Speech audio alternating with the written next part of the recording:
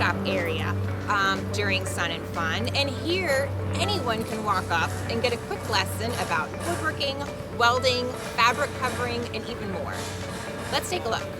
See, so now I want to get rid of this wrinkle here because that's good. So now you're going to re-grip. And there's going to pull perpendicular to that too. And now you can rest that iron. Perfect. It's not like ironing your shirt. You just let it twist. We're here with Dane and Gage from CFAA. And if you two would explain to us what you're going to demonstrate for us. What we're going to do is I'll show you guys how to just lay a simple bead on a sheet of steel. So what we're going to do first is just turn on the torch, spark it, and then get it to the right temperature. I'll show you how to do that, the process of doing that, and then I'll show you like what to look for whenever you're welding. And then how is that incorporated in an airplane, in the building of an airplane? So welding is incorporating in the building of an airplane, gas welding especially, because that's one of the most FAA required thing that they want you to weld. So it's required for the frame, so your frame rails and whatnot, you're going to connect those by welding instead of screws, way stronger, way more reliable, makes it all one piece instead of multiple different pieces.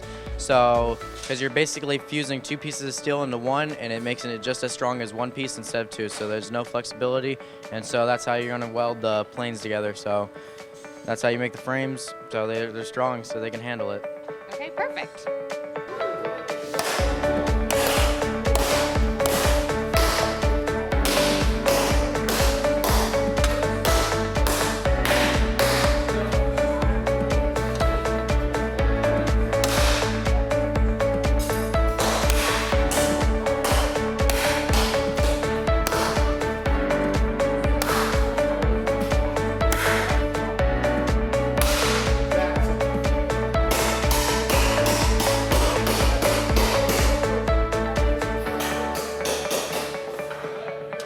Okay, now we're in the woodworking shop here with Ben and Colton, and we're gonna get a little lesson on what they're doing.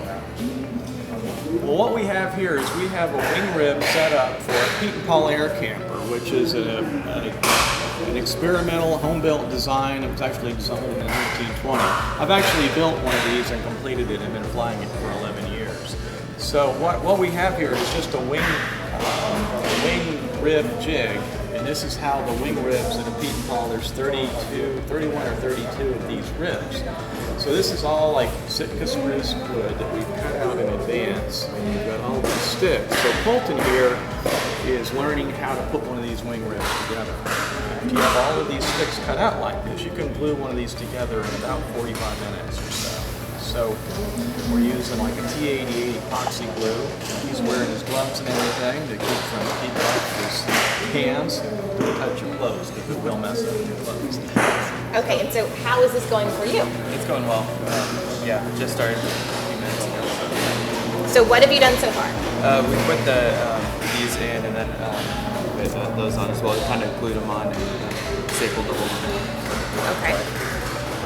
And then, go ahead. So we're using the staples just to hold this down until the glue is cured.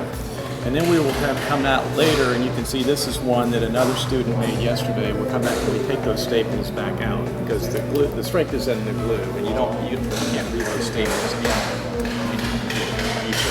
Okay. So can you give us like big picture? So what is the finished product?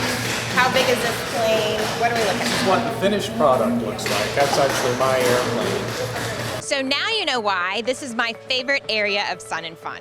Everyone is super approachable and ready to answer all of your questions.